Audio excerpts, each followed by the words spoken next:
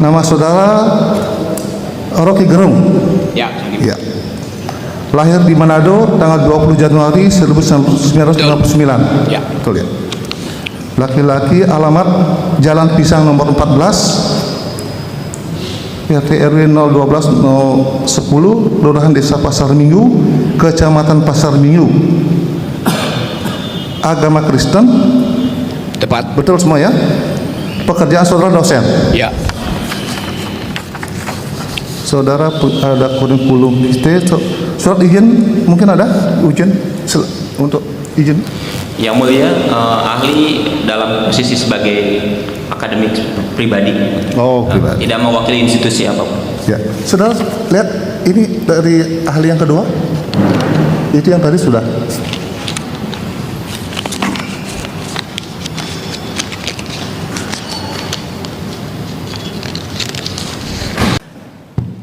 Ya, sudah bisa ya. Ya, silakan saudara. Yang ini mungkin ada kaitannya dengan ahlinya ya, ahliannya ya. Ya, silakan saudara.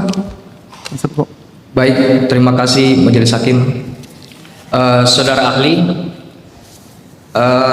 selama beberapa puluh tahun terakhir ini, bisa saudara jelaskan sebagai akademisi Anda pernah mengajar di universitas mana saja? Nama universitas saya lupa itu. Tapi kalau ditanya berapa universitas dalam 10 tahun terakhir, Boleh dalam 10 tahun terakhir. mungkin 200 universitas. Secara garis besar bisa saudara ahli jelaskan nama kampusnya di mana aja? Saya mengajar di Universitas Indonesia. Lalu saya mengajar di hampir separuh Universitas Muhammadiyah. Pasti namanya ada Muhammadiyah di belakangnya tuh. Terakhir saya mengajar di UPN. Saya mengajar di Sespim Polri. Saya mengajar di Lemhanas. Saya mengajar di Kalabahu. Saya anggap aja itu universitas juga, karena pesertanya adalah sarjana. Saya mengajar di Sesko TNI. Saya mengajar di Universitas Mahkamah Agung. Dan saya mengajar online di ITB, di IPB. Mungkin nggak cukup waktu kalau saya terangkan sebenarnya. Baik. Dalam pengalaman saudara ahli mengajar, selain di bentuknya universitas, apakah saudara ahli juga memberikan ceramah atau training di lembaga negara, misalnya seperti Mahkamah Agung dan lembaga negara lainnya? Ya, saya memberi training di, tadi saya sebut dua yang saya masih ingat, Mahkamah Agung ya, di Lemhanas ya, di Ombudsman ya, di KPK ya. Oke, baik. Selain pengalaman dalam mengajar, apakah saudara ahli juga melakukan aktivitas penelitian-penelitian, riset seperti itu? Ya, saya lakukan riset bidang hak asasi manusia di Setara Institut, di YLBHI, di banyak lembaga riset yang menyangkut demokrasi dan lingkungan hidup. Oke, selain itu, apakah benar saudara ahli juga yang pernah menulis pidato Presiden Gus Dur? Itu rahasia negara. Rahasia negara. Baik. Dilanjutkan majelis.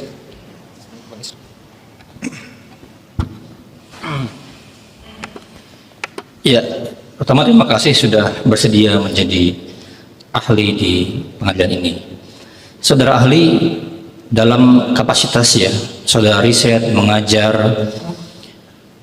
apa itu kebebasan berekspresi dan apa jaminan berekspresi dalam kasus atau sejarah dan lingkungan akademik seperti itu?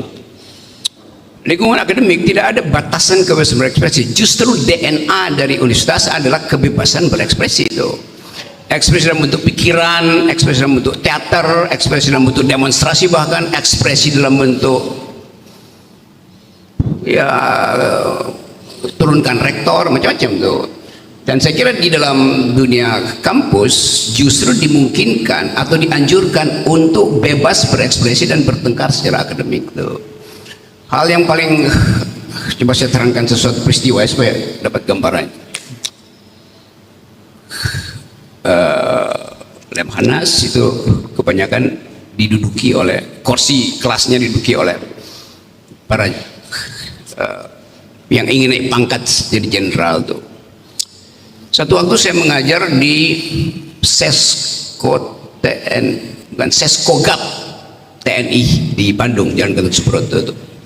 Saya lagi menerangkan tentang global human rights problem. Tiba-tiba seorang kolonel mahasiswa saya diangkat tangan. Dia bilang begini, Pak Rocky, Anda mengajar filsafat? Ya betul. Terangkan pada saya apa pembenaran filosofi untuk suatu tindakan kudeta. Anda bayangkan, kolonel bertanya tentang kudeta. Tentu saya tahu dia mempelajari bahwa banyak kudeta di dunia ini dilakukan oleh kolonel. Kalau udah jenderal pasti dia agak susah karena ada syarat-syarat yang terlalu pertimbangan yang terlalu rumit. Tapi seorang kolonel bertanya tentang apa pembenaran filosofis kudeta. Dia tidak bertanya pada saya apa yang membatalkan kudeta dari segi filosofis. Dia bertanya apa yang membenarkan kudeta dari segi filosofis. Artinya secara deskriptif banyak kudeta berlangsung justru oleh militer.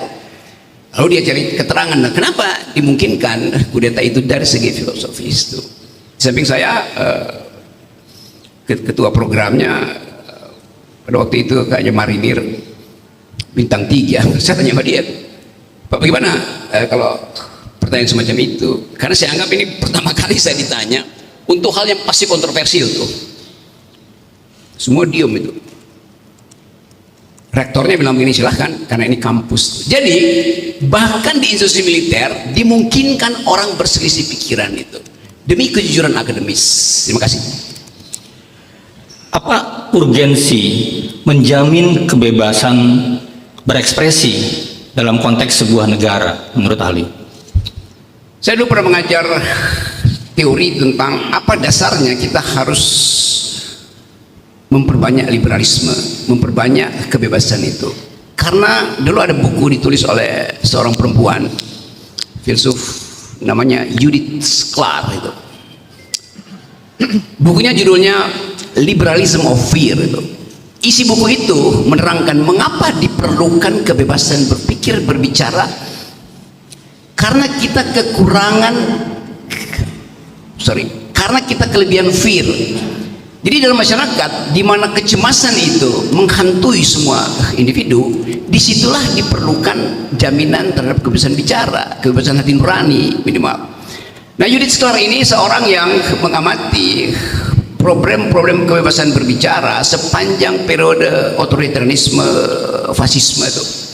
Jadi dia mengambil kesimpulan bahwa bukan karena kebebasan berbicara itu, atau bukan hanya karena kebebasan berbicara itu hak asasi manusia diberikan oleh Tuhan, oleh alam semesta, tapi karena keadaan masyarakat yang ketakutan, fearfulness, maka diperlukan freedom of speech itu.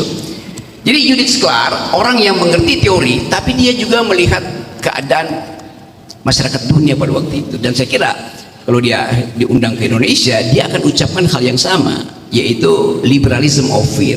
Jadi kebebasan yang dasarnya bukan sekedar hukum alam, tetapi fakta real, yaitu di sudut-sudut kota, di gang-gang sempit, di hutan-hutan sawit, di tempat-tempat buruh berdemonstrasi, di situ ada ketakutan. Karena itu diperlukan jaminan kebebasan berbicara. Apa relasi kebebasan berekspresi dengan kritik terhadap kekuasaan, terhadap pejabat publik atau pejabat pemerintah? Dari zaman Socrates, pertama kali kebebasan berbicara itu diadili. Memang kebebasan berbicara itu membuat kuping kekuasaan itu panas, karena kebebasan berbicara pasti diucapkan pada mereka yang potensial untuk mencegah bibir warga negara itu, lidah warga negara mengucapkan kritik gitu.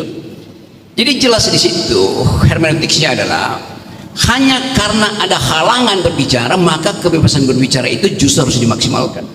Jadi relasinya jelas bahwa di dalam keadaan ada proto-authoritarianism, ada crypto-totalitarianism, kebebasan bicara mesti bunyinya itu mesti amplitudonya mesti diperpanjang, itu mesti speakernya mesti diperkuat. Karena itu kita mesti katakan selalu ada trade off antara negara yang demokratis dan penghalangan kebebasan berbicara. Semakin demokratis sebuah negara, kebebasan berbicara itu adalah hal yang dianggap biasa aja tuh.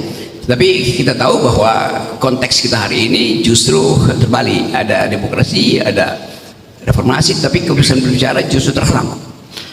Ketika pembahasan konstitusi ya, pembahasan kemerdekaan di tahun 45, ada perdebatan antara Bung Hatta sebagai kelompok yang mendorong pasal kebebasan berekspresi dan Supomo dan kawan-kawan yang mendorong kekeluargaan prinsipnya. Apakah ahli bisa menjelaskan perdebatan itu dan kemudian bagaimana perkembangan penerapan pasal ekspresi di masa-masa baik Orde Lama, Orde Baru dan Reformasi? Oke, semua kita yang pernah belajar dasar-dasar civic, dasar-dasar kewarganegaraan, entah itu melalui mata kuliah HTN, mata kuliah pengantar ilmu politik, mengerti bahwa Indonesia pernah diasuh di dalam satu aura kebebasan berbicara. Jadi konstituante itu tempat kita konteksnya pasti perdebatan di konstituante, mengekspresikan semua faham yang di dalam pikiran kita masuk akal itu. Supomo masuk akal untuk mengatakan nggak perlu ada kebebasan berbicara karena masyarakat Indonesia itu sifatnya kekeluargaan. Jadi buat apa ada kebebasan berbicara kalau pada akhirnya kita akan minta pendapat daripada bapak itu. Sebaliknya Hatta yang belajar tentang demokrasi bertahun-tahun di Eropa tentu paham bahwa beda antara bapak bangsa dan bapak biologis. Bapak biologis tidak bisa digantikan. Yang kita sebut bapak bangsa yang sekarang disebut presiden itu bisa digantikan. Jadi tidak boleh bagi Hatta, tidak boleh kebebasan berbicara itu dihalangi hanya karena prinsip feodalisme atau yang lebih modern prinsip patrimonialisme itu. Jadi desainnya itu. Tapi kalau saya baca perdebatan itu dan yang paling bagus adalah ikuti disertasi dari Pak Uing Nasution yang pasti teman-teman yang belajar hukum mengerti itu. Bahwa pada waktu itu bahkan ada anggota konstituante yang menginginkan Indonesia jadi negara kerajaan. Itu lebih gila lagi itu. Kan itu artinya kebebasan berbicara sama sekali nggak ada itu. Ada yang ingin kembali pada negara Islam, ada yang ingin negara sekuler itu. Jadi walaupun Supomo mendalilkan bahwa kebebasan berbicara tidak perlu, apalagi mereka yang menginginkan Indonesia pergi pada bentuk kesultanan, tetapi forum itu sendiri adalah forum yang menjamin orang mengucapkan apa aja. Karena itu perdebatan antara Hatta dan kelompok yang pro agama misalnya itu biasa tuh. Jadi bukan berarti kita halangi orang yang punya pikiran otoriter, enggak, jangan kita halangi, tetapi kita jamin semua orang yang punya pikiran wajib dilindungi haknya untuk mengucapkan. Entah dia pro Tuhan, entah dia anti Tuhan, dia pro demokrasi, anti demokrasi, tapi mesti fair. Jadi itu prinsip yang saya anggap bahwa di awal kemerdekaan ada forum publik yang menjamin kebebasan berbicara itu. Dalam peran-peran tadi demokrasi, kebebasan berekspresi, sejauh mana peran masyarakat sipil yang diwakili mungkin oleh lembaga masyarakat sipil LSM gitu ya, atau organisasi HAM itu menjadi penting? Itu yang kita sebut bahwa justru suara disiden itu, suara kebebasan berbicara kan artinya bebas untuk melawan pikiran mainstream. Jadi saya hanya disebut bebas berbicara kalau yang saya lawan itu adalah pikiran mainstream. Buat apa saya lawan pikiran yang setuju dengan saya tuh? Jadi kontroversi selalu akan timbul tuh. Nah, kalau kita lihat tadi poin dasarnya, seseorang itu mengucapkan pikiran di dalam upaya untuk menerobos batas-batas yang ditaruh oleh kekuasaan. Jadi dalilnya di situ. Jadi selama ada kekuasaan, selalu ada umpan untuk mencegah orang berbicara. Karena watak kekuasaan, power tend to corrupt, and absolute power corrupt absolute, kita tahu semua itu.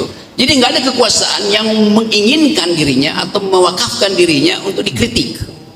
Jadi semakin kekuasaan itu menumpuk, bahkan dalam satu tubuh kepala negara misalnya, semakin orang masyarakat sipil meminta akses untuk berbicara langsung tuh. Nah, kita selalu tahu ada sejarah yang bagus, misalnya di zaman atau totalitarianisme Eropa Timur, ada seorang yang namanya Václav Havel di Cekoslovakia. Dia seorang wartawan, seorang sastrawan, dan dari situ kita belajar bahwa suara masyarakat sipil itu adalah suara yang voiceless, suara yang powerless. Tapi justru kita mulai mengerti di dalam era modern bahwa kebebasan berbicara itu adalah the power of the powerless, yang tadinya nggak punya kekuatan, tetapi begitu seseorang mengucapkan, yang lain yang tadinya tidur tiba-tiba merasa bersama-sama, ada yang mengucapkan kritik itu.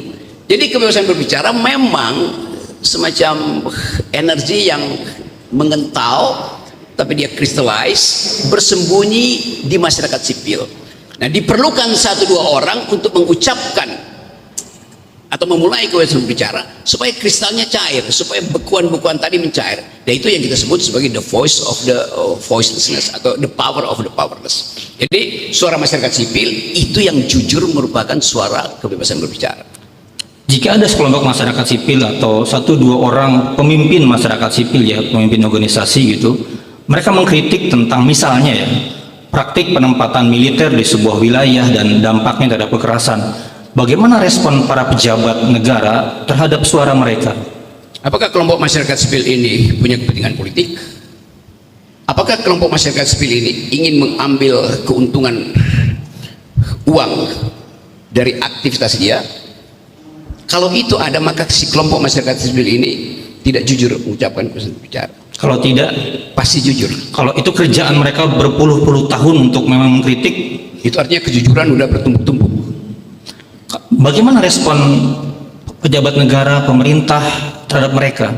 Harusnya pemerintah menghargai dan bahkan memberi fasilitas itu.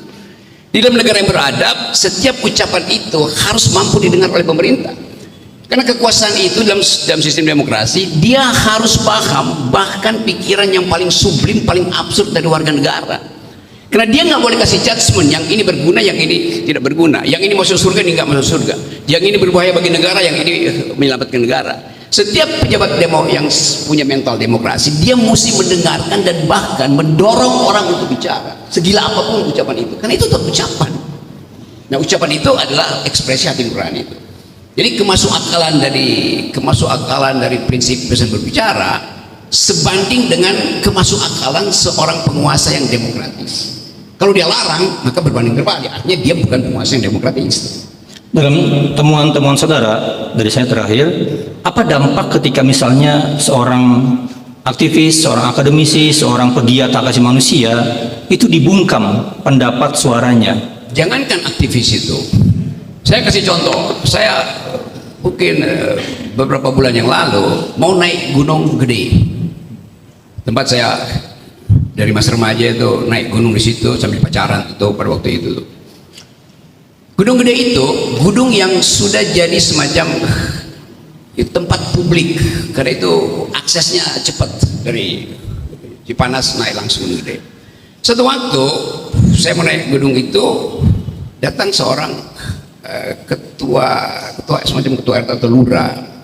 Dia bilang begini, sejak minggu lalu Pak Rocky, gunung ini menimbulkan kecemasan pada warga yang mengasuh gunung itu di kaki Gunung Gede itu. Kenapa? Karena di situ dipajang, dipatok spanduk besar. Ini adalah proyek strategis presiden. Panik, terjadi kepanikan tuh. Saya tanya kenapa? Ya karena kita nggak tahu kenapa ditaruh pelang itu, padahal kami udah puluhan ratusan tahun mengolah lahan itu. Ini dekat kita nih, di Cimanas. Lalu saya tanya, apa problem kamu? Begini Pak, kalau saya foto orang yang lagi masang patok itu, bahaya nggak Pak? Saya bilang nggak bahaya, kan kamu cuma foto untuk memperlihatkan bahwa ada orang yang matok itu. Tapi kan ada undang-undang ITE Pak. Bayangkan petani yang tidak pernah bergaul dengan aktivitas politik tahu apa itu undang-undang ITE, dia takut sendiri itu. Bahkan dia bilang kalau saya foto dari belakang ya nggak apa-apa, kan nggak kelihatan. Tapi kalau orang, dia bilang bagaimana kalau ada ahli menerangkan bahwa itu ada punggung dari seorang pejabat negara itu. Jadi bayangkan absurditas itu. Kalau LSM ya udah, karena kita tahu problemnya. Tapi bayangkan impact hegemoni dari kekuasaan tiba bahkan pada petani kecil itu. Karena dia tahu begitu ada nama ini proyek, kata proyek itu udah ada asosiasi dia, ini pasti ada uang. Strategis artinya di situ ada pandangan bahwa ini betul-betul nggak boleh diganggu. Bahkan ditaruh presiden, proyek strategis presiden atau presiden nasional. Jadi kalimat itu sendiri sudah menghalangi dia untuk mengekspresikan kritik dia itu bahkan melalui foto itu.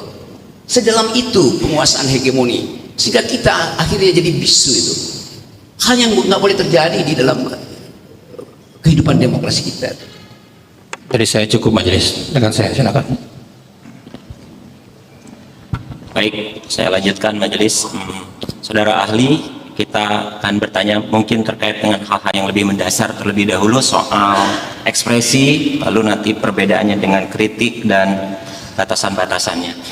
Nah, dalam persidangan ini, kedua terdakwa ini dipidana di bawah persidangan ini dalam hal aktivitas mereka membicarakan suatu hasil riset.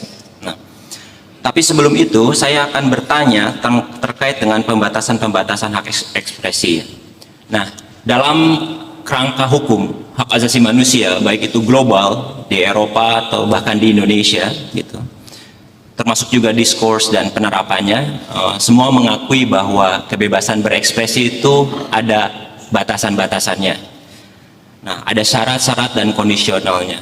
Bisakah saudara menjelaskan baik dalam kerangka filosofis atau kemudian juridis dan sosiologis dalam hal apa sih suatu pembatasan terhadap kebebasan berekspresi itu legitimate atau dibolehkan? Sebetulnya kita mesti balik dulu ya. Di dalam demokrasi itu semua hal boleh diucapkan kecuali yang dilarang. Itu prinsip demokrasi. Tapi seringkali dibalik. Semua tidak boleh kecuali diizinkan oleh undang-undang, diizinkan oleh presiden, diizinkan oleh menteri. Kan konyolnya di situ kan. Jadi sebetulnya bahkan pertanyaan itu udah mengindikasikan bahwa ada pembalikan paradigma bahwa orang semuanya dilarang bicara kecuali diizinkan. Ini masalahnya di situ dulu tuh. Jadi kalau ditanya apa yang boleh membatalkan, nggak ada yang boleh membatalkan kebebasan berekspresi. Kebebasan berekspresi hanya batal kalau kebebasan itu berubah menjadi tindakan fisik melarang orang. Hanya itu kan. Jadi kalau kita ambil prinsip yang paling liberal di Amerika, Anda boleh caci maki siapapun kecuali ujung telunjuk Anda tiba di ujung hidung orang yang Anda benci. Itu batasnya. Jadi betul-betul diasumsikan bahwa pikiran manusia itu harus bebas diucapkan. Kecuali cara mengucapkannya itu menyentuh fisik seseorang, itu kekerasan. Jadi hanya kekerasan, hanya tindakan ekspresi yang bersifat kekerasan yang harus diduga melanggar hukum. Oke. Nah, Anda menjelaskan hal tersebut terkait dengan hanya kekerasan yang bisa kemudian itu membatasi gitu ya, bahwa itu tidak lagi bisa dianggap sebagai sebuah kebebasan berekspresi. Nah, berhubungan dengan salah satu bentuk ekspresi kayak gitu yang dianggap melanggar, yaitu pencemaran nama baik atau defamasi gitu ya. Bisakah saudara memberi tahu kita semua perbedaan antara ekspresi yang mencemarkan nama baik seseorang dan bedanya apa dengan kritik kayak gitu? Kalau saya ingin menghina seseorang, saya mesti kenal secara pribadi orang itu. Saya mesti kenal record personal dia tuh. Saya mesti tahu bagian mana yang bisa saya rongrong psikologinya. Artinya saya hanya bisa menghina seseorang yang merupakan kawan saya sejak awal. Saya nggak mungkin menghina lawan saya karena saya nggak ngerti dia kan. Jadi penghinaan tertinggi itu justru terhadap orang yang satu visi dengan saya. Penghina agama terbaik adalah dia yang pernah menjadi anggota dari agama itu. Dia menghina dirinya sendiri. Jadi menghina yang paling jujur adalah menghina diri sendiri. Tetapi nggak mungkin saya menghina diri sendiri karena nggak ada efeknya tuh. Saya mesti menghina orang lain yang sebetulnya setara dengan pengetahuan saya terhadap diri saya tuh. Filosofinya begitu tuh, the deep deepness-nya seperti itu. Jadi kalau saya menghina seorang yang tidak saya kenal secara pribadi, itu bukan menghina. Saya nggak dapat keuntungan dari itu kan. Setiap hinaan yang sifat personal, saya ingin menjatuhkan integritas dia, moral dia, genealogi karir dia sebagai pribadi, bukan sebagai pejabat publik gitu. Jadi penghinaan itu betul-betul sesuatu yang sifatnya personal, itu dasarnya tuh. Oke. Nah, penghinaan Anda menggarisbawahi harus berdasarkan pengenalan dan itu sifatnya personal. Ya. Apakah seorang pejabat publik kayak gitu, dia eligible atau dia bisa kemudian menuntut dalam posisi bahwa setiap hal yang membicarakan posisi dia sebagai dan kebutuhan dia adalah pejabat publik bisa disebut penghinaan atau defamasi?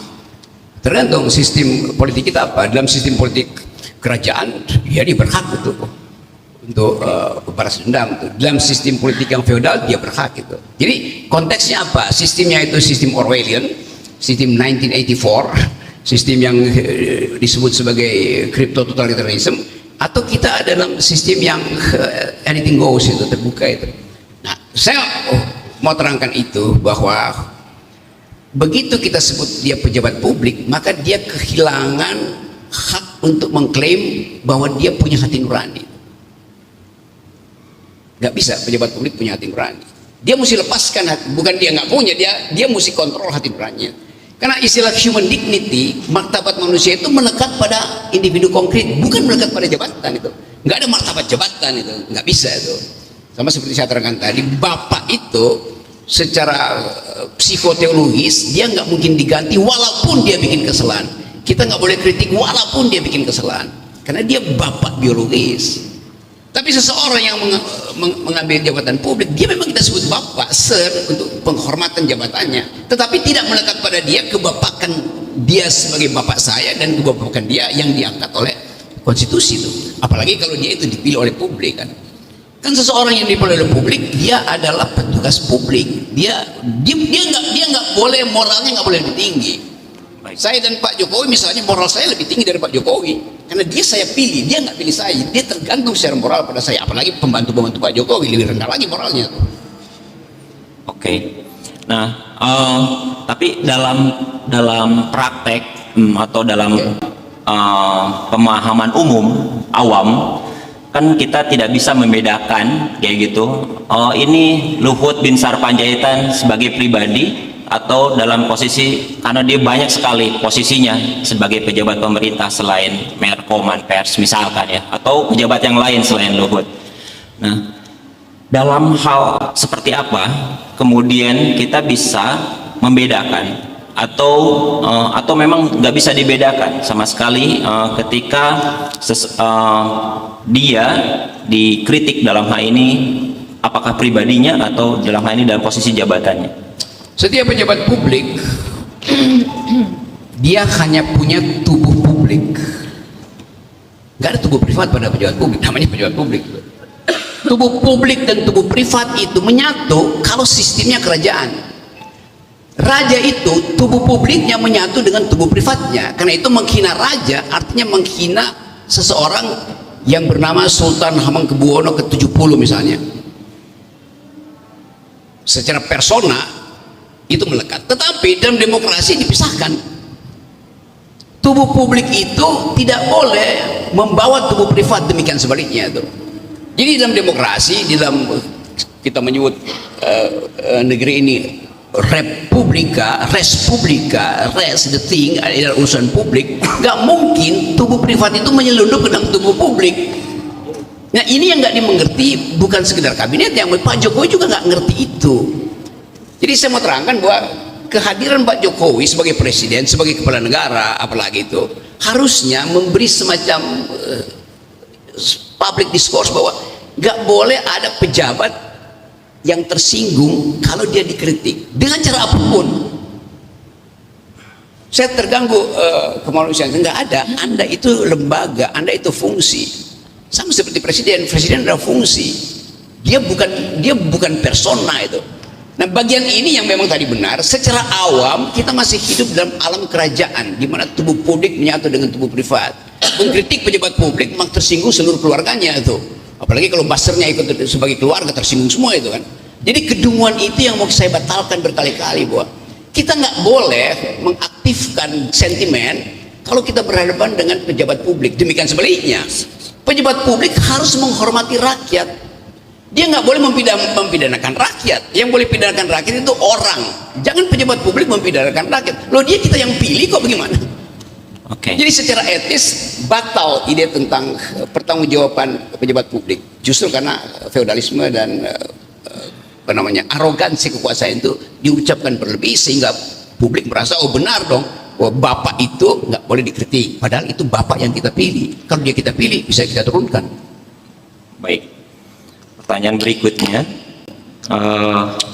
ini sering kali juga didiskusikan atau diperbincangkan sebagai masyarakat umum. Nah, dalam konteks ini, dalam hal seperti apa suatu kritik, kan kritik sering disebut ya, dalam bentuknya apapun, kritik itu tidak boleh kebablasan, kritik itu harus membangun, kritik itu harus solutif, kritik itu harus benar, harus tepat, precise, kayak gitu. Nah, bagaimana pendapat saudara terkait dengan hal tersebut? Misalkan dalam konteks ini kan kritik dalam konteks dia salah satu terdakwa menjalankan membuat suatu penelitian di Papua gitu, kemudian memperbincangkannya, mendimensikannya dengan publik melalui podcast, dan kemudian dianggap misalkan hasil risetnya tidak tepat, risetnya kurang lengkap atau tidak membangun, meskipun di situ ada rekomendasi dan tujuannya. Nah, bisakah saudara menjelaskan atau pendapat saudara terkait dengan hal tersebut, tentang syarat-syarat bahwa suatu disebut kritik harus seperti itu? Saya mengajar bertahun-tahun metodologi dan ada logik itu dalam penelitian itu kan. Tidak ada ketentuan etis untuk memastikan bahwa hasil riset itu harus final, sempurna. Kata riset sendiri, research artinya ongoing, in the making. Gak ada riset yang final. Sama seperti kebijakan Jokowi, nggak ada yang final itu. Karena itu mau diteruskan oleh pemimpin yang berikut, tuh continuity segala macam. Jadi di dalam kata itu sendiri, riset artinya belum final. Itu dasarnya. Karena itu akan ada orang yang mengkritik riset itu. Kalau risetnya udah final, dia berubah menjadi kitab suci. Itu bedanya antara hasil riset dan kitab suci. Kitab suci final tuh. Konstitusi kita tidak final. Kendati ditulis dalam teks Undang-Undang 45, tetapi di belakangnya tetap ada prinsip untuk diamandemen. Tetap ada prinsip bahwa konstitusi itu adalah living constitution, dia bertumbuh. Demikian juga riset, atau bukan demikian, apalagi riset yang menunggu data baru, yang menunggu konfirmasi dan rekonfirmasi itu, yang menunggu debat akademis, yang menanti kontroversi itu. Jadi riset tidak mungkin final. Jadi kalau bilang riset itu abal-abal, tunggu aja ujungnya nanti kan. Sama seperti ilmu fisika juga, bahkan yang kita sebut ilmu pasti tidak final. Ilmu fisika itu bertumbuh mengikuti paradigma. Nah, riset-riset teknis bahkan menunggu paradigma, apalagi riset sosial, variabelnya banyak itu. Jadi kalau kita lihat misalnya ilmu fisika itu yang bahkan metodologinya demikian rigid, setiap 8 jam berubah paradigmanya. Apalagi riset soal hak asasi manusia, soal lingkungan, soal demokrasi. Jadi riset sosial itu statusnya in the making, ongoing gitu. Nah, karena itu kalau katakan mana solusinya, tunggu aja kalau riset itu udah sempurna. Kan itu dasarnya kan. Jadi selama riset itu belum selesai, jangan intervensi itu. Kecuali riset itu nggak ada dasarnya. Ini riset yang berupaya untuk beri edukasi pada publik tentang environment. Kan pertanyaan riset environment adalah, do you speak environmental ethics? Kita bertanya pada soal itu tuh. Jadi jangan dianggap bahwa riset itu harus ada solusinya. Enggak, riset itu tidak perlu ada solusi itu. Riset itu menunjukkan masalah, itu riset tentang problem tuh. Lalu yang kedua tadi soal kritik. Kritik itu nggak harus membangun. Kata dasar kritik artinya membongkar, justru bukan membangun. kacau jurnalisme kita. Kritik harus membangun. Itu anakronis itu, atau itu bahkan bertentangan dalam dirinya itu. Kritik harus membangun. Kata kritik itu artinya menganalisis, menganalisisnya membongkar, sama seperti dokter bedah, dia mesti bongkar anatomi kita tuh. Nanti dijahit. Jadi sebelum dibongkar, kenapa mesti dijahit itu? Jadi kita baru menjahit setelah kita tahu penyakitnya di mana itu. Jadi kita bisa kasih solusi nanti semacam jalan keluar kalau kita udah selesai menganalisis masalah-masalah itu. Saya kira itu perbandingannya. Oke. Ada 2 pertanyaan lagi. Saudara ahli, dalam hukum kita secara spesifik dalam Undang-Undang ITE dan SKB, Ya.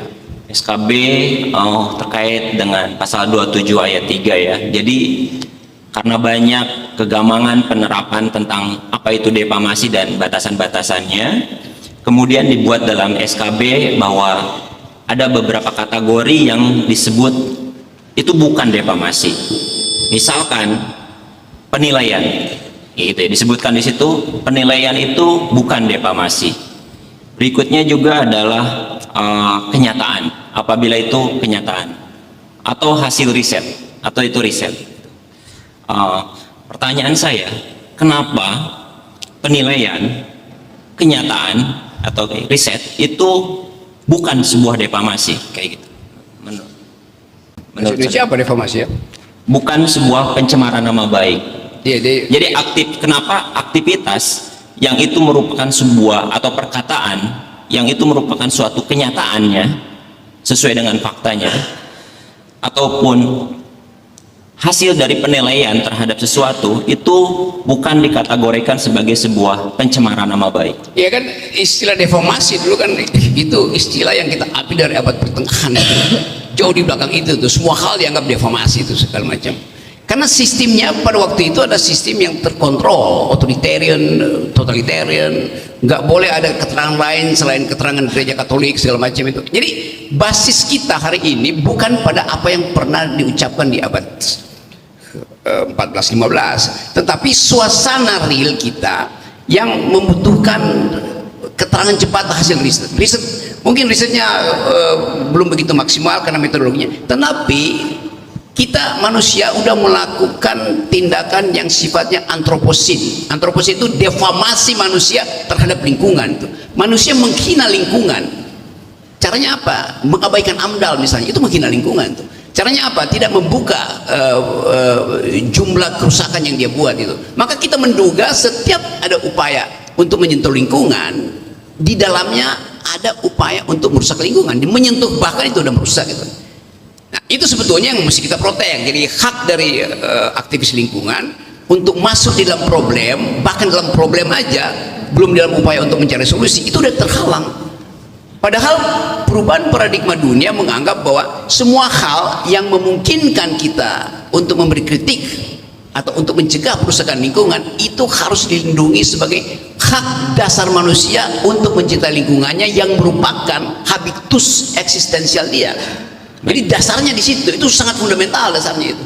Jadi justru kita yang mendefamasi lingkungan. Apalagi kalau dia punya kapital, pasti dia akan bersifat defamatif. Baik.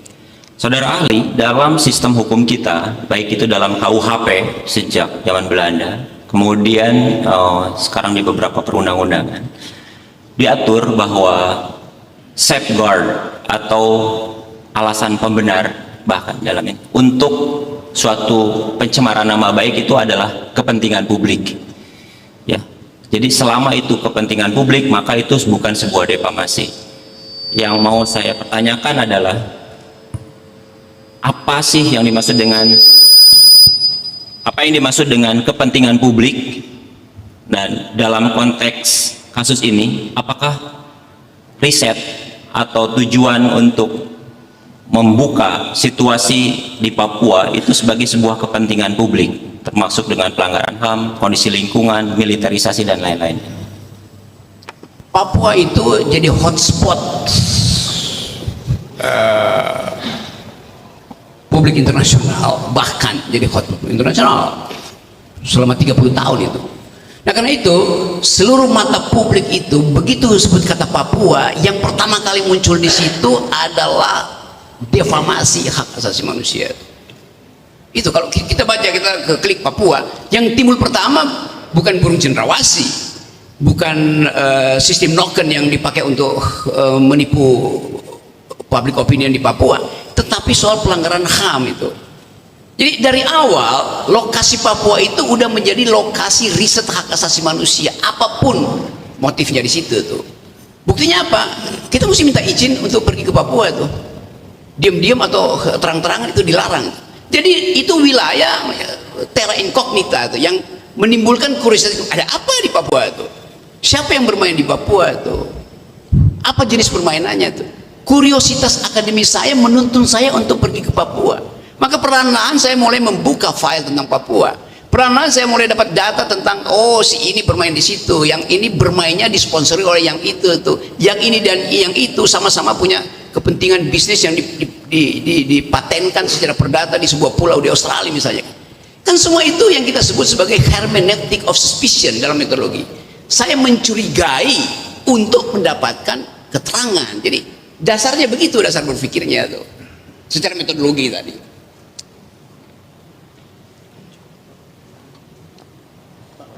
Oh, masih ada.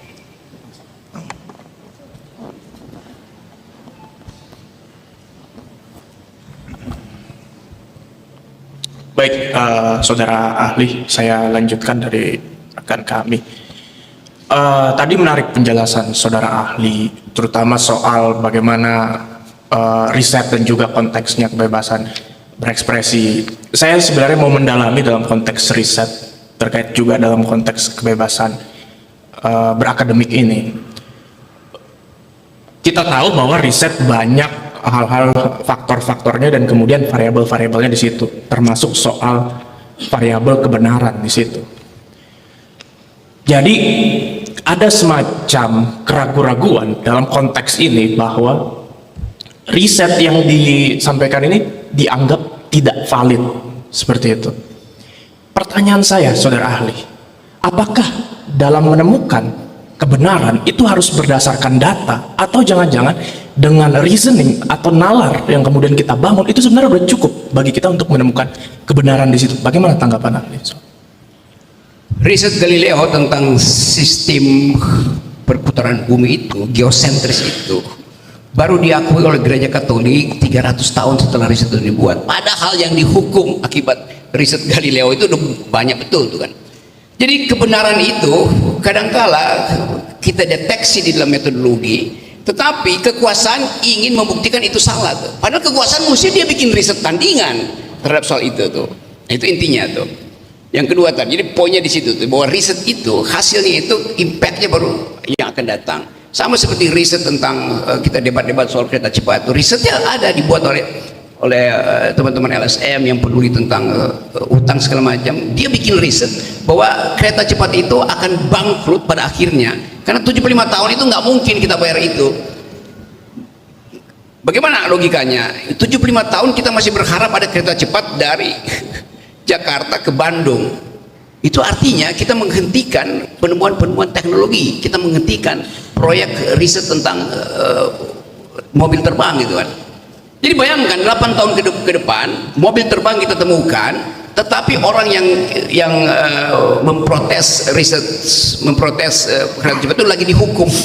Lalu orang itu bilang, lihat aja kereta cepat udah bangkrut tapi saya masih dihukum, padahal riset saya betul.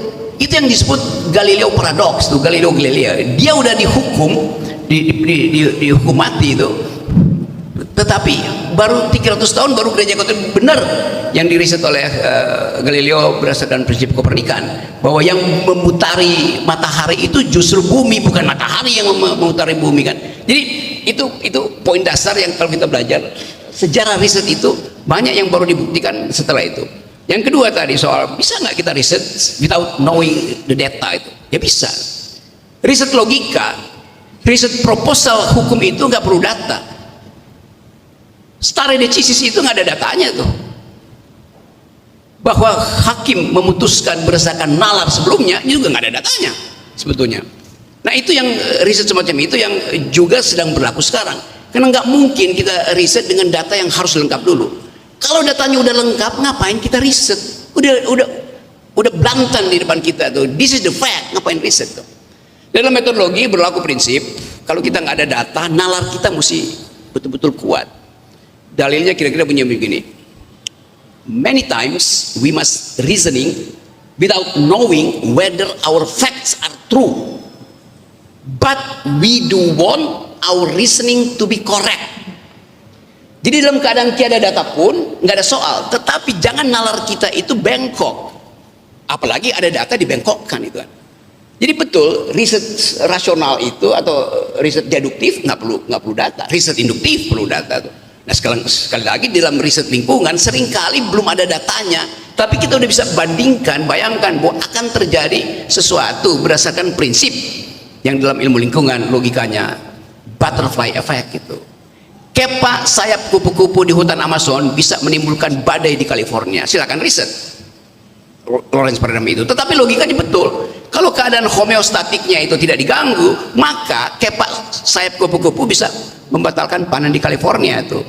Asap motor gede dari Presiden Jokowi, kalau walaupun dia cuma muter-muter di Istana Negara itu main motor gede, bisa membatalkan panen singkong, wortel di kaki Gunung Gede. Apalagi kalau di kaki Gunung Gede udah ditulis itu proyek strategis nasional, batal semua panen petani di Cipanas. Baik, artinya cukup dengan sebenarnya reasoning yang baik dan kemudian nalar yang valid itu sebenarnya sudah bisa menemukan. Itu metodologi rasionalisme. Saya mengajar itu 15 tahun riset itu. Oke, kalau begitu begini saudara ahli. Tadi kan kita tahu bahwa di sini ada riset, tapi riset itu tidak dijawab dengan riset oleh kekuasaan, oleh si pelapor hari ini Luhut Binsar Panjaitan, justru dijawab dengan somasi dan laporan sampai berujung ke pengadilan di sini. Kalau kita bandingkan atau kita komparasikan rezim yang hari ini berkuasa saat ini dengan kemudian rezim sebelumnya, yaitu rezim Presiden Susilo Bambang Yudhoyono, pernah ada peristiwa terkait dengan buku Gurita Cikeas. Lalu kemudian itu tidak dijawab dengan pelaporan oleh Bapak Presiden kita yang terhormat itu dengan pemidanaan, tapi dijawab dengan buku yang menjawab persoalan itu. Nah, ini kan kemudian kita jadi apa ya, dalam situasi bernegara yang seperti apa ya, karena kita khawatir ini kan kekuasaan pelapor ini dengan segala kekuasaannya bahkan sangat kuat. Kita juga berharap bahwa keadilan benar-benar ditegakkan demi keadilan yang Maha Esa, bukan keadilan berdasarkan pesanan yang Maha Esa. Pertanyaan saya saudara ahli, sebenarnya praktik bernegara seperti apa sih yang terjadi kemudian hari ini ketika kemudian riset itu dikriminalkan, bukan dijawab dengan riset. Kalau dalam konteks demokrasi dan kemudian izin bernegara seperti apa? Mohon izin yang mulia, keberatan. Kenapa keberatan yang mulia? Saya pikir ini bagian kami yang mulia. Mohon izin keberatan yang mulia, pertanyaan yang disampaikan oleh penasihat hukum, kan kita ketahui saudara Rocky ini dihadirkan untuk ahli menjelaskan kebebasan berpendapat. Dia menjadi meluas bagaimana bernegara dan lain sebagainya. Biar tidak terjadi asal bunyi dan terlalu meluas, fokus saja. Tidak yang mulia, itu Terkait masih dengan bagian kebebasan daripada berpendapat. konteks kebebasan Bagaimana- berekspresi dalam bernegara. Bagaimana mungkin kita berbicara soal riset tuh di sini yang mulia? Jadi jaksa penuntut umum jangan kemudian juga main menyangkal yang mulia di sini. Penasihat hukum jangan kebablasan. Sebentar. Tidak yang mulia, kami tidak kebebasan. Ahli. Kita sedang sidang di sini yang mulia. Kita tidak sedang sirkus. Jadi jaksa penuntut umum jangan berakrobat di sini yang mulia. Yang mulia, untuk mengatasi pihak tidak berakrobat, ahli kan yang dihadirkan setelah ini ada ahli riset. Pertanyaan terkait bagaimana menjawab riset itu dengan baik dan benar secara ethical research itu bisa ditanyakan kepada ahli berikutnya. Jangan suka campur-campur Sebentar ya. di sini. Sesuai dengan apa yang sudah saya sampaikan tadi, ya, sebelum pertanyaan kepada ahli, saya sudah menyampaikan bahwa yang memang ada kaitannya, pertanyaannya memang ada kaitannya dengan keahlian ahli di sini. Nah, demikian juga saudara ahli, kalau memang di luar keahlian saudara, ada pertanyaan yang di luar keahlian saudara, yang saudara sebutkan sebagai kebebasan berekspresi, yang saudara spesifik seperti itu, ya, saudara mungkin tidak perlu menanggapi pertanyaan. Ya biarkan Karena ahli saudara- menjawab yang mulia. Ya, itu. Dan ini pun dalam konteks yang memang berhubungan dengan permasalahan. Ya, jangan terlalu jauh. Itu aja. Kami cuma mengingatkan itu aja. Ya, silakan. Dilanjut jawab. Saya terangkan ya, saya keahlian saya di bidang riset, termasuk riset yang non faktual itu. Saya belajar reasoning itu panjang lebar. Betul demikian, tapi kan Saudara Rocky tanpa menghormati kapasitas Saudara Rocky, Anda harus tahu, Anda dihadirkan ini sebagai ahli untuk menerangkan kebebasan berpendapat. Ya, betul. Kami mengerti, mungkin Anda memiliki kapabilitas untuk itu, tapi kita harus membuat ini menjadi jelas, jadi sesuai dengan realnya. Ada saatnya kita. Lanjut ke pertanyaan aja ya. Jadi seyogianya PH juga bisa membedakan kapan pertanyaan ini ditanyakan kepada Yang ahli. mulia, Sebentar, saya begini mau ya. membantu. Sebentar, begini ya.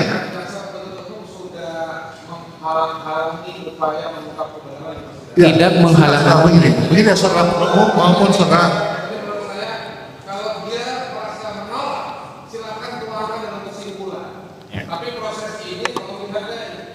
Ya, betul. Ya.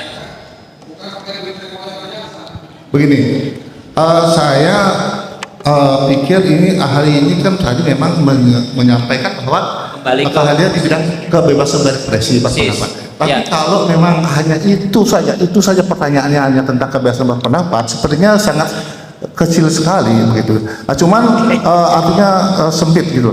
Artinya dalam hal ini memang ada konteksnya, ada hubungannya dengan permasalahan. Ada, Yang Mulia. Ya. Betul. Dan ini pun ahli pun akan menyampaikan kalau memang ada keahlian saudara di bidang itu. Kalau memang tidak ada di bidang itu, kalian saudara di luar itu ya saudara nggak perlu gitu. Ya, jaksa nggak perlu panik aja Yang Mulia. Ya, Yang Mulia. Ya silakan. Ya, saya ulang kembali. Reminder saja, jadi yang mau ditanyakan ke ahli oleh rekan saya terkait dengan kebebasan berekspresi dalam situasi rejim saat ini. Tadi dia mengkomparasikan dengan rejim sebelumnya. Bisakah saudara melakukan penilaian berdasarkan keahlian saudara, apakah situasinya seperti apa gitu?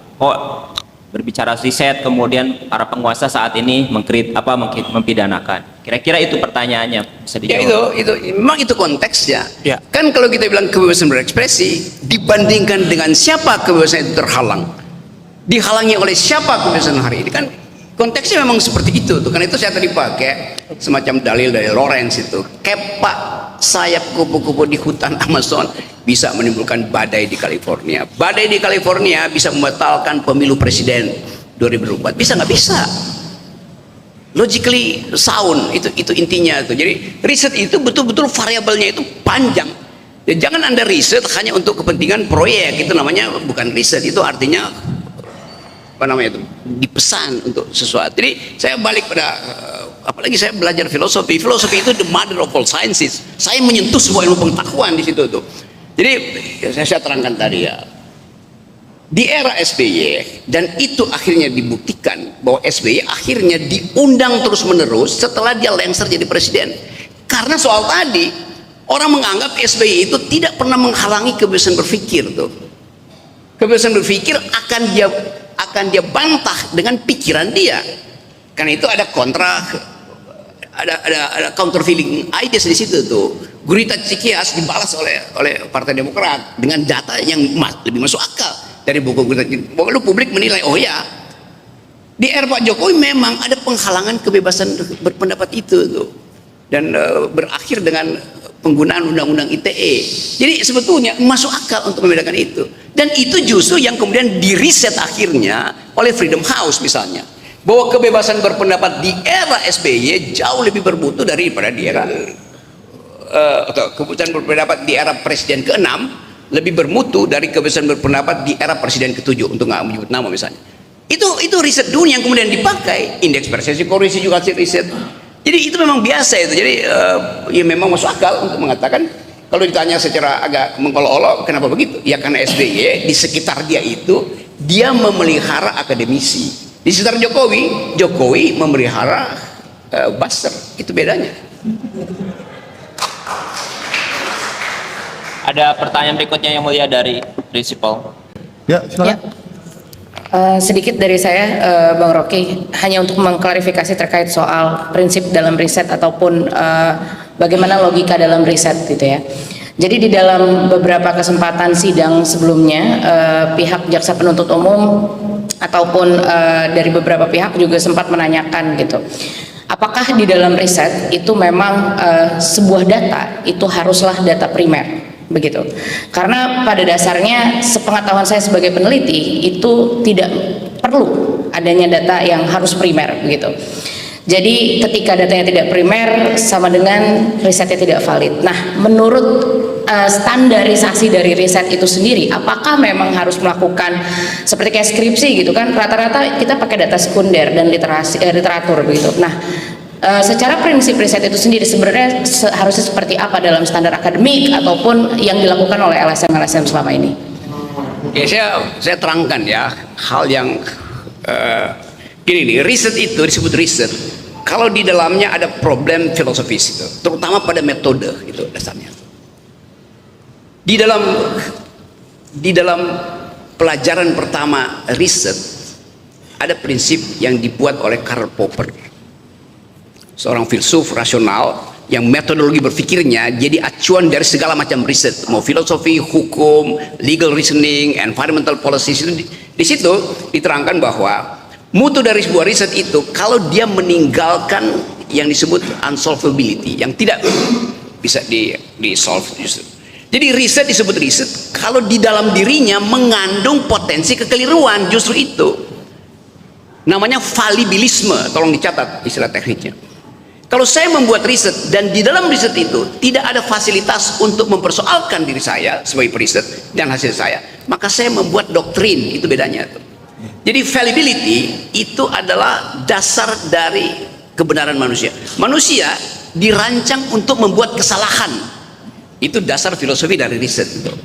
Nah, kalau saya terangkan lebih jauh misalnya tuh, supaya riset itu bermutu hanya ada dua pertanyaan, yaitu konteks of discovery dari isu itu dan konteks of justification terhadap isu itu.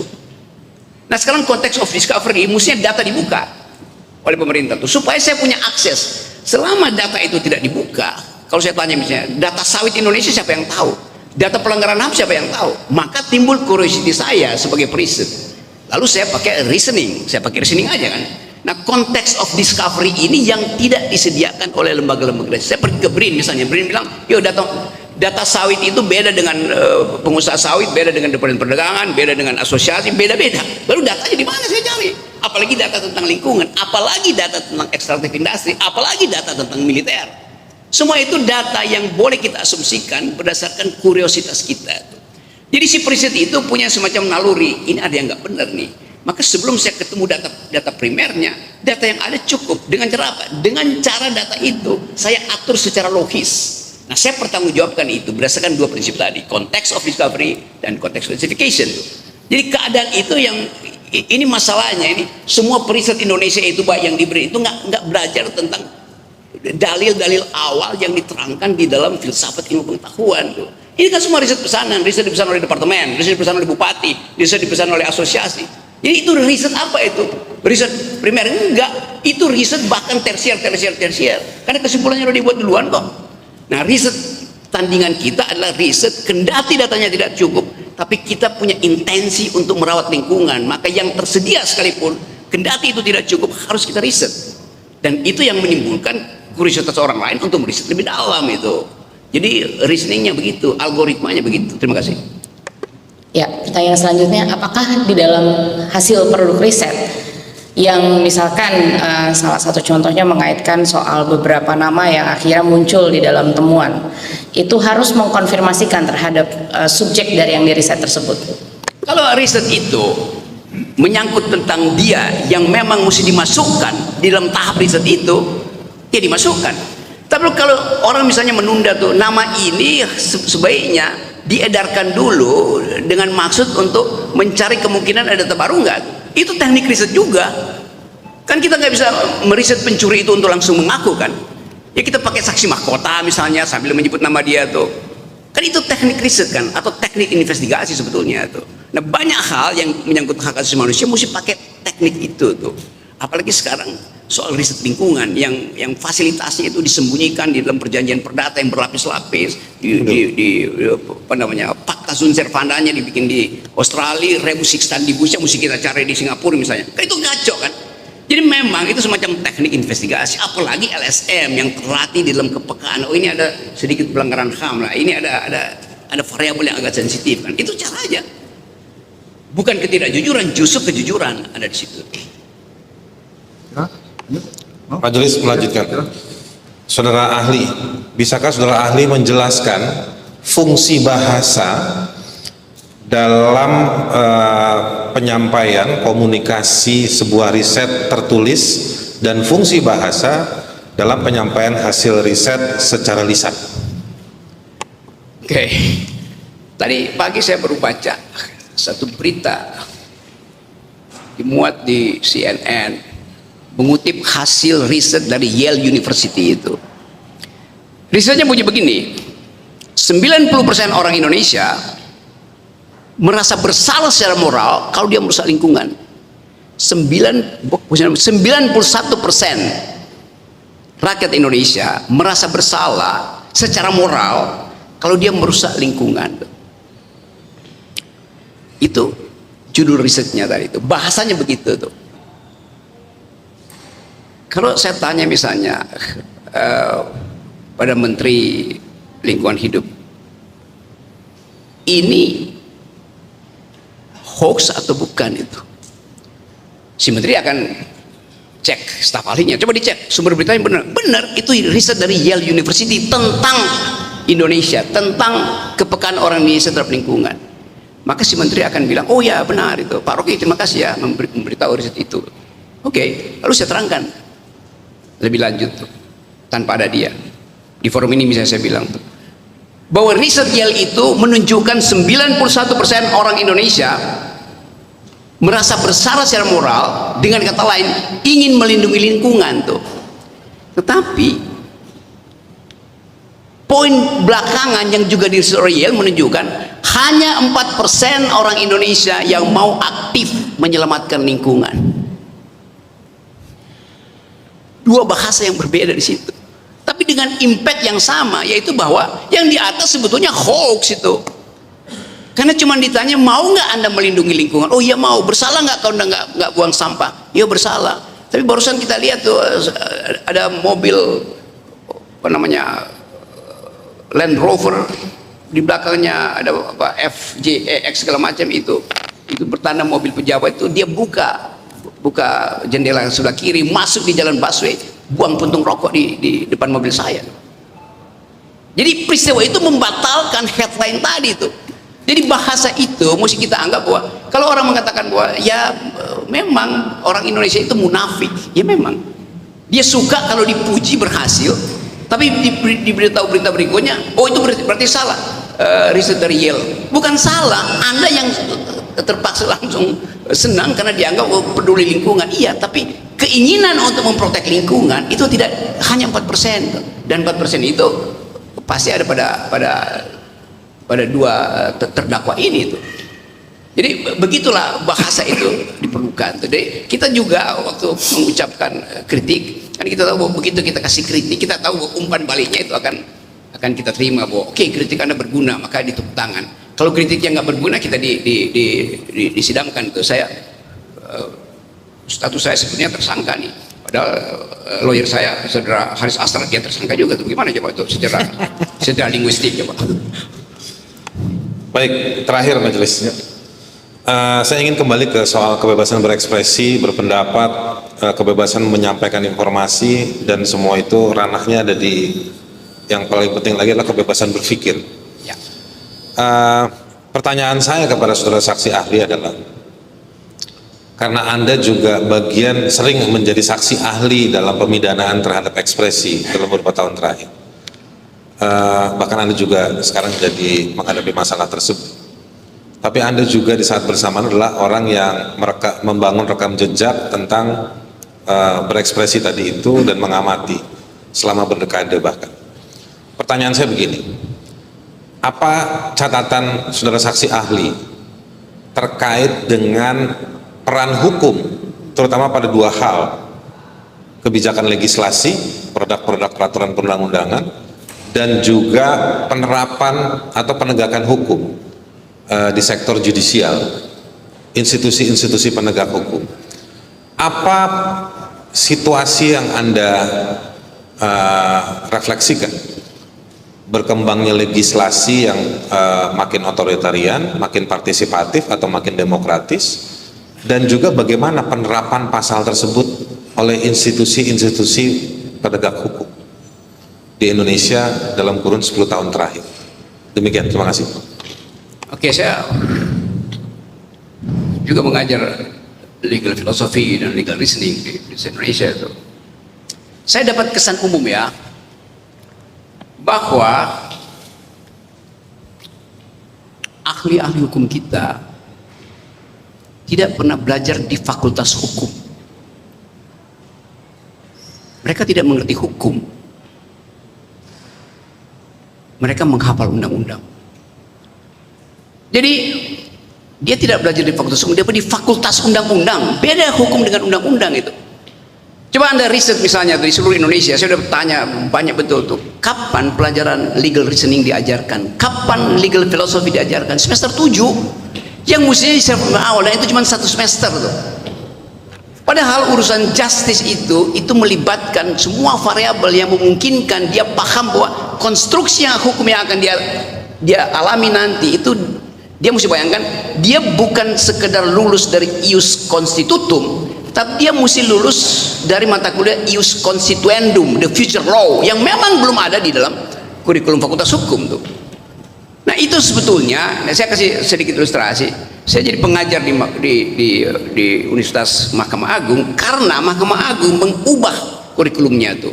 Ada pengetahuan-pengetahuan baru yang nggak pernah diajarkan di fakultas hukum kita, termasuk prinsip bahwa pegiat lingkungan, orang yang memberi kritisi lingkungan, dia harus dari awal diproteksi oleh hukum. Kendati nggak ada hukum tentang itu, karena ini perubahan paradigma dunia itu. Jangan sekali-sekali mereka yang memproteksi lingkungan itu dihadapkan oleh hukum. Jadi keberadaban kita tidak comply dengan peradaban dunia.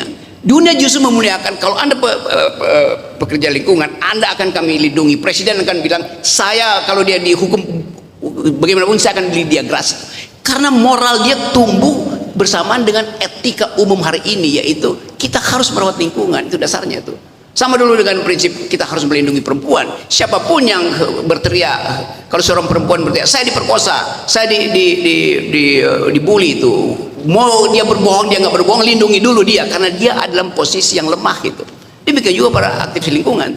Jadi saya membaca bahwa regulasi kita sebetulnya yang dibuat itu ya yang kita sebut sebagai itu perkoncoan aja, itu tipu menipu di antara kapital dan kekuasaan, kan dasarnya itu kan.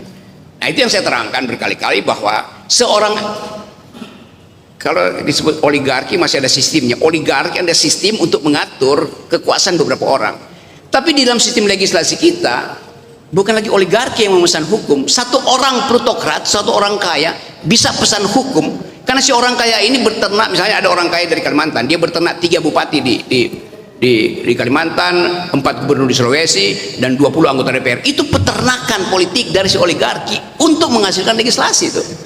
Jadi dari awal kita tahu, banyak riset menerangkan bahwa pemburukan di dalam pembuatan legislasi. Apa buktinya?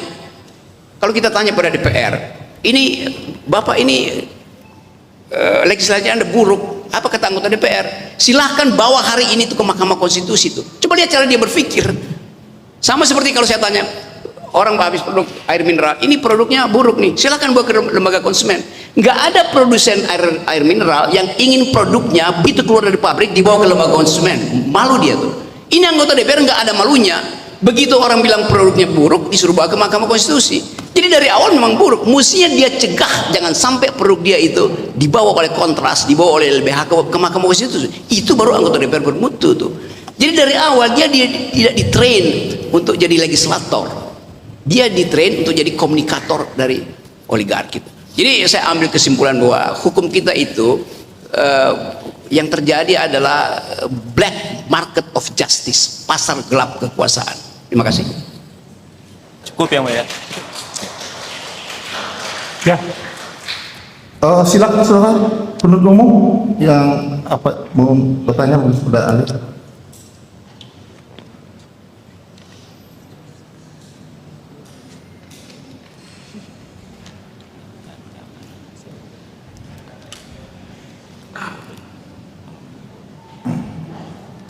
Baik, saudara, kami mau nanya, bagaimana menurut saudara cara menyampaikan pendapat atau kebebasan berekspresi secara baik di muka umum?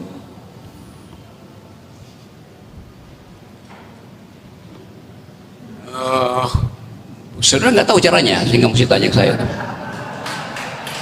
Coba Saudara kan, pertanyaan. ya dijawab aja, kan saudara kan ahli katanya. Ibu,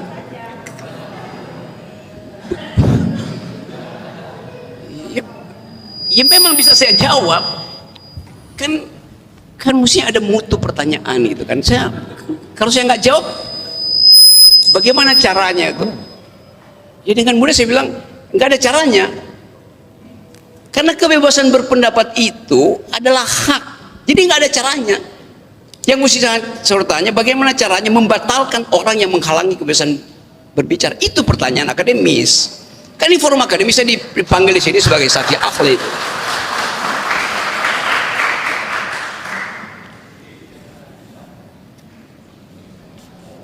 Apakah kebebasan berekspresi itu bersifat absolut menurut saudara? Tadi saya terangkan tadi barusan ya, supaya pertanyaan nggak diulang. Dia tidak absolut bila ucapan saudara itu tiba bersamaan dengan telunjuk saudara ke hidung orang yang saudara kritik. Di situ dia tidak absolut.